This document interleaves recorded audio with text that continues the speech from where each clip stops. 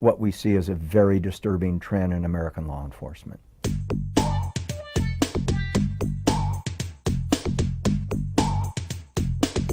We're seeing innocent citizens shot and killed on drug raids.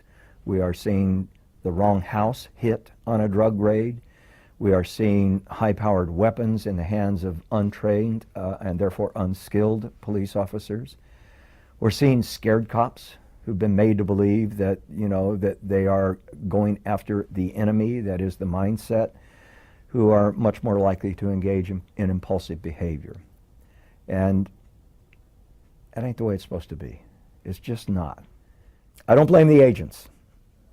I don't even blame the heads of the agencies. I blame us. Whose laws are we talking about? We're really talking about the people's laws. And if we're not satisfied with the laws that our federal government is enforcing, then we really need to take a look at what our responsibility is. Why have we let this go so long? Over 100 million people have smoked marijuana at least once. We got an admission, I think, from the incumbent president. We had one from the previous president who, although he didn't inhale, admitted to putting it to his mouth and breaking the law. And I think it's just time for us to recognize that we're just being very, very foolish, and we're spending huge sums of money on drug enforcement in general, but on marijuana in particular. LEAP takes the view that prohibition doesn't work, never has, never will, that the drug war has caused more harm than good, that if we really want to deal with the nation's drug quandary or problem, that we will regulate the drug. We will legalize it so that we can regulate it, and then we can control it. We can't do that otherwise. We have spent $1 trillion prosecuting the drug war since Richard Nixon declared war on drugs in 1971. Another $69 billion a year down the rat hole, and what do we have to show for it? Drugs are more readily available today at lower prices and higher levels of potency than in the history of the drug war. So the longest running war in the history of the United States, armed conflict, I dare say, has been an abysmal failure. I characterize it as the most destructive and damning social policy since slavery. After my book came out, I was talking with a police chief who had read the drug chapter, and I said, okay, let me have it, because I know you're going to disagree with me. And he said, I agree with everything you're saying.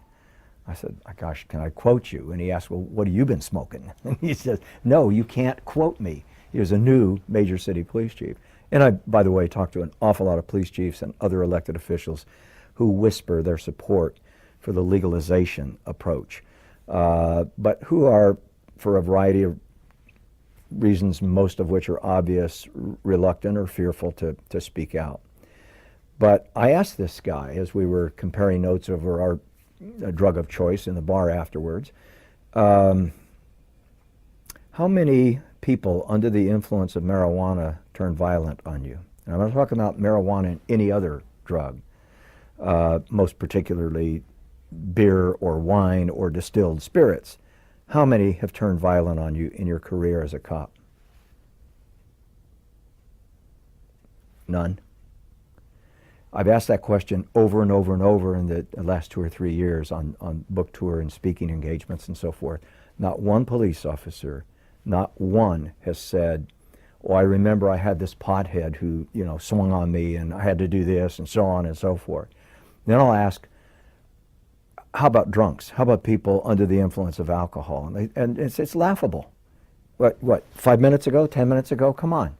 You work almost any beat in almost any city in this country, you're going to be dealing with belligerent drunks. And some of them become extremely violent, and some of them become extremely dangerous to the safety of a police officer, not to mention the other folks around them or themselves. So one of the things that's very clear is this dichotomy between a drug that does not produce that behavior, demonstrably does not produce that behavior, in fact sort of the opposite behavior, and a drug that does. The drug that does produce more belligerence, more violence, more health problems and financial problems for our country, more family and community problems for our country than all other drugs combined is legal. So there's something wrong with that picture. HempFest in Seattle is the largest gathering, I think, in the world, certainly in North America, of marijuana advocates. The police officers working it enjoy it. The feedback that I got from my cops after my first year in Seattle was, that's great duty. Now, I don't know whether they were, experiencing secondhand highs or just what it was, but if we see somebody light up, we can arrest them. And the emphasis on can, not will.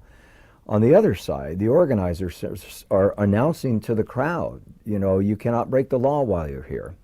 Well, of course, there is widespread law breaking going on at HempFest. You don't put tens of thousands of marijuana users together without a certain percentage of them smoking marijuana.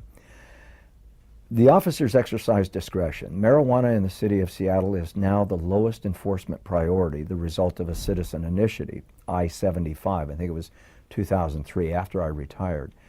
And that was a message from the community to the police department and the prosecutor's office that we believe that simple adult possession of marijuana ought to be the lowest enforcement priority, lower indeed than jaywalking, and it is. People have this longing for the old days, and there's a tendency to romanticize that. There's no question about that. This idea that the beat cop was your friend, the beat cop was somebody you could turn to if you were lost or afraid or were experiencing problems in your own home or in your neighborhood. And it was, there are a lot of people who tell some pretty inspiring stories about what the police did for them many, many years ago. But what we've been doing since the declaration of the war on drugs, of course, is pitting the police against young people, pitting the police against people of color, wildly disproportionate numbers of whom are going to prison behind simple possession cases. They are losing their federal financing for their education. They're losing subsidized housing in some cases. They are developing that permanent record, that lifelong record, possibly the result of the possession of a joint. Commit the crime of rape, commit the crime of murder, be convicted, be sentenced, serve time, get back out. You go right back into public housing. You can get that federal financing of your education, but you can't if you're caught with any amount of any illegal drug. Who opposes an end to the drug war? Well, the drug warriors certainly do, because we have seen huge sums of money coming to local jurisdictions in the form of grants and assistance in the creation of task forces, seized and forfeited assets, which is an entirely different story. Well, it's not a different story, but it's a whole nother story. All of this feeding this beast, this incredible economic system. And I, speaking personally, I believe that this body is mine, that it is sovereign. I believe in taking care of it. But if I didn't, it would still be my right to inject, ingest, or inhale anything into this body that I chose. And that would include a bullet. That's my personal belief about individual liberty. At the same time, I recognize with equal force, equal power, that if what I put into my body causes me to drive impaired, furnish to a kid, or abuse a spouse or a child, or commit a bank robbery, that I need to pay a painful price for what I've done. So I think a whole lot of people can agree that it is possible to create laws that say, we're going to respect you as an individual.